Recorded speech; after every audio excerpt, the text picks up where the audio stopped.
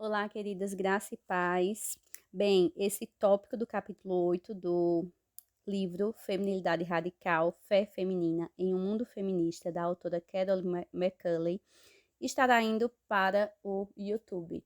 Então, se você não me conhece, deixa eu me apresentar. Me chamo Daniele, sou administradora aqui do perfil Peregrinas no Mundo e nós estivemos lendo aí o livro Feminilidade Radical. Estamos concluindo nesse capítulo 8 o último capítulo do livro. Então, essa leitura, ela tem sido bem rica e também aí se estendeu durante alguns meses, devido a demorar algum tempinho para estar expondo aqui para vocês.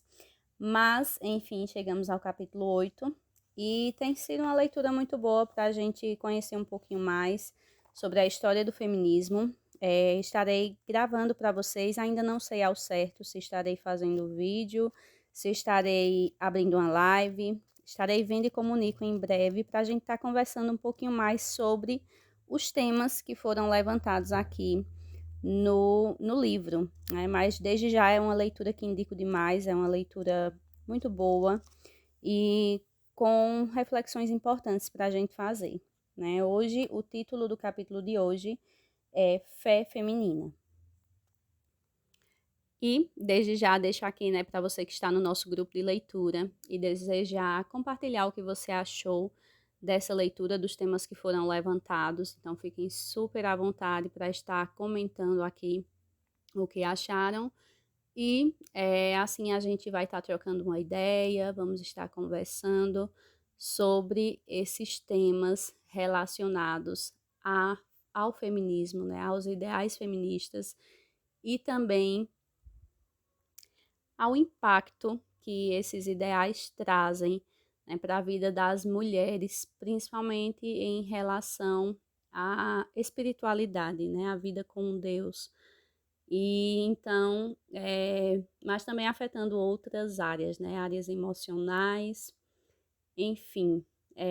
Se você desejar, deixar aqui o seu comentário a respeito dessa leitura. Vamos então ao capítulo de hoje, capítulo 8, ao tópico de hoje. Este é realmente um capítulo de visão geral. Há muito mais informação a respeito do impacto do feminismo sobre a Igreja do que eu jamais poderia incluir aqui. De fato, volumes inteiros têm sido escritos sobre esse tema. Recomendo que verifiquem as notas de rodapé se quiserem uma lista de fontes para leituras adicionais. Neste capítulo, apenas quero apresentar a vocês algumas questões e incentivá-las a se tornarem mulheres que são grandemente frutíferas para a glória de Deus. Como vocês verão, somente uma coisa é verdadeiramente necessária aos olhos de Jesus, e a mulher que a escolhe não verá isto lhe sendo tirado. Numa conferência recente para pastores, o teólogo e também pastor John Piper recebeu uma espontânea e carinhosa salva de palmas quando começou a pregar fervorosamente sobre o valor das mulheres fortes. Eu amo mulheres fortes. Penso que elas são testemunhos magníficos para Cristo. Porque se elas são complementaristas, o que eu espero que elas sejam em nossa igreja, então elas combinam coisas que o mundo não consegue explicar. Elas combinam uma beleza doce, carinhosa, gentil, amorosa, submissa e feminina, com esta enorme bigorna em suas costas e a teologia em seu cérebro. Ele disse: Eu tento encontrar maneiras de celebrar e articular tal magnificência nas mulheres. Das 5.300 pessoas reunidas, a grande maioria era formada por homens. E ainda assim, poucas coisas na conferência despertaram uma resposta tão estrondosa quanto essa avaliação sobre mulheres fortes. Quando disse isso, Piper temperou seus comentários com uma observação brincalhona sobre o fato de as pessoas frequentemente não compreenderem essa perspectiva. Porque John Piper odeia mulheres. Você não sabe disso? Por que ele disse isso? Por causa do termo que ele usou, complementarista, o qual se refere a homens e mulheres ocupando papéis complementares, embora sendo iguais em valor. Piper, como o restante dos pastores reunidos nessa conferência, acredita que a Bíblia deve ser lida claramente e levada a sério quando se diz que os homens devem liderar a igreja e liderar suas famílias. Devido ao seu ensinamento sobre o tema, Piper tem sido um para-raios para críticas e mal-entendidos. No século XXI, poucas coisas são mais controversas que o ensino claro da Bíblia acerca da sexualidade e dos papéis de gênero. Há, em minha opinião, pelo menos 3 razões para essa controvérsia. Uma é que dentro da igreja temos nos esquecido de que o papel dos líderes é com vistas ao aperfeiçoamento dos santos para o desempenho do seu serviço para a edificação do corpo de Cristo, como diz lá em Efésios 4:12. Tornamo-nos consumidores dentro da igreja, exigindo serviço profissional de pastores que nos sirvam, ao invés de nos tornar um corpo mobilizado de servos que cuidam uns dos outros e daqueles fora da igreja. Quando a igreja está agindo biblicamente, todos são necessários para o propósito do ministério, não apenas a classe profissional. Outra razão é a nossa cultura de celebridades. Quem quer que esteja em uma posição de falar publicamente está fadado a ter mais valor que aquele que está servindo discretamente atrás das cortinas, o oposto do que Jesus ensinou, lá em Mateus 20, do 25 ao 27. Então, se há qualquer restrição ao papel público, ela é vista como inerentemente errada, porque todos deveriam ser capazes de ter uma oportunidade nele, mesmo se a Bíblia deixa claro que somente alguns recebem esse dom e são qualificados para liderar a igreja, lá em 1 Timóteo 3. A terceira razão é a influência do feminismo na vida e na teologia da igreja, o que é o foco deste capítulo. Como vimos ao longo do livro, a ideologia feminista surgiu de observações parcialmente corretas, mas ofereceu interpretações erradas e soluções falhas. Infelizmente, ao avaliar e debater essas interpretações e soluções, aqueles que sustentam a posição complementarista não têm sempre respondido às observações válidas que as feministas têm feito. Como teólogo, Steve Trance notou, essas preocupações deveriam ter estimulado uma ação imediata. Se as feministas identificaram preocupações válidas, então essas devem ser firmemente tratadas. Infelizmente, embora complementaristas bíblicos se oponham ao abuso da liderança masculina, eles têm sido extremamente lentos em tratar questões específicas do abuso masculino de uma maneira detalhada. Devemos considerar completamente não bíblico que homens desonrem as mulheres, assim como consideramos completamente não bíblico negar a adoração a Cristo. Assim como ficaríamos ofendidos e nos oporíamos ao ensino de qualquer pessoa que se negasse que o Pai levantou Cristo dos mortos e que, escatologicamente, o vingará, também devemos ficar profundamente ofendidos que qualquer um fale em honrar e proteger as mulheres.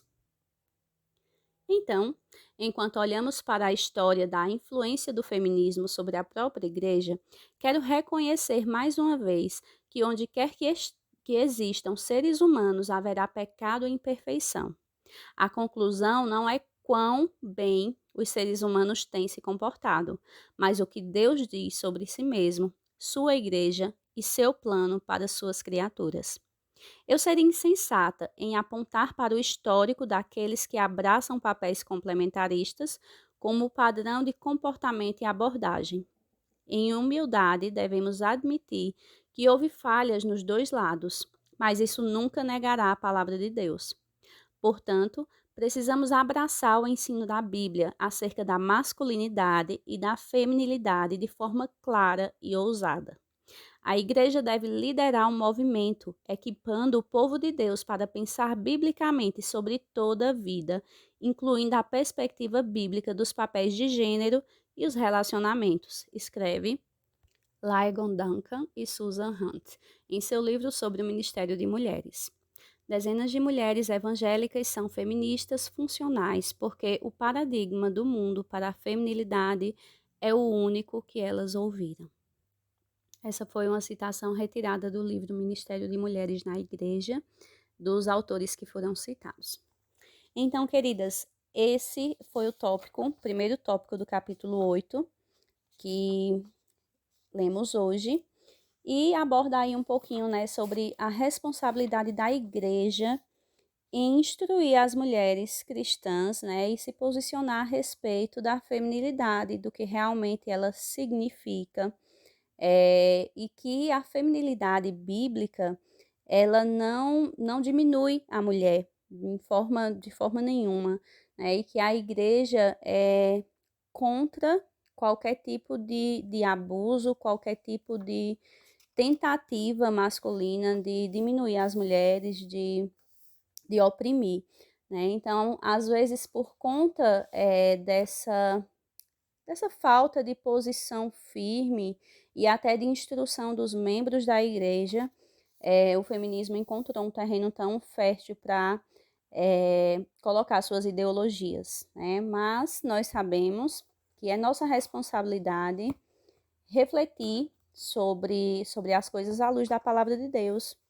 Então, embora o feminismo tenha aí se aproveitado, digamos assim, desse cenário de uma falta de posição firme da própria igreja e dos cristãos em relação a isso, nós temos a nossa parcela de responsabilidade de buscar na palavra de Deus aquilo que o Senhor diz a respeito das mulheres e dos homens. Eu achei interessante também uma parte que a autora fala a respeito de precisarmos abraçar o ensino da Bíblia acerca da masculinidade e da feminilidade. Nós temos visto aí um movimento se levantando, né? E isso é ótimo em relação à feminilidade bíblica, mas é necessário que os homens também se levantem com o estudo das escrituras acerca da masculinidade bíblica. Sabemos que existe ministérios voltados, né? Mas sabemos também da necessidade de que esses ensinos sobre masculinidade sejam ainda mais trabalhados dentro da igreja, com jovens, com homens, enfim, para que cada um, sabendo o seu papel em Cristo, ambos possam se tratar, né, com o verdadeiro valor que um lado e o outro têm em Cristo Jesus. Bem, então esse foi o tópico de hoje. Próximo tópico do capítulo 8 será usando o evangelho incorretamente. Convido você a estar participando do nosso grupo de leitura Peregrinas no Mundo no WhatsApp. Estará aqui na descrição o link do grupo para você entrar, caso deseje acompanhar. E vamos nos falando, e deixe o seu comentário acerca daquilo que você refletiu e deseja compartilhar com a gente. Que Deus abençoe e até a próxima. Olá, queridas, graça e paz. Bem, esse tópico do capítulo 8 do livro Feminilidade Radical, Fé Feminina em um Mundo Feminista, da autora Carol McCulley, estará indo para o YouTube. Então, se você não me conhece, deixa eu me apresentar. Me chamo Daniele, sou administradora aqui do perfil Peregrinas no Mundo e nós estivemos lendo aí o livro Feminilidade Radical. Estamos concluindo nesse capítulo 8, o último capítulo do livro. Então, essa leitura, ela tem sido bem rica e também aí se estendeu durante alguns meses, devido a demorar algum tempinho para estar expondo aqui para vocês. Mas, enfim, chegamos ao capítulo 8 e tem sido uma leitura muito boa para a gente conhecer um pouquinho mais sobre a história do feminismo. Estarei gravando para vocês, ainda não sei ao certo se estarei fazendo vídeo, se estarei abrindo uma live, estarei vendo e comunico em breve para a gente estar conversando um pouquinho mais sobre os temas que foram levantados aqui no livro, né? Mas desde já é uma leitura que indico demais, é uma leitura muito boa e com reflexões importantes para a gente fazer, né? Hoje, o título do capítulo de hoje é Fé Feminina. E desde já deixo aqui, né, para você que está no nosso grupo de leitura e desejar compartilhar o que você achou dessa leitura dos temas que foram levantados. Então, fiquem super à vontade para estar comentando aqui o que acharam. E assim a gente vai estar trocando uma ideia, vamos estar conversando sobre esses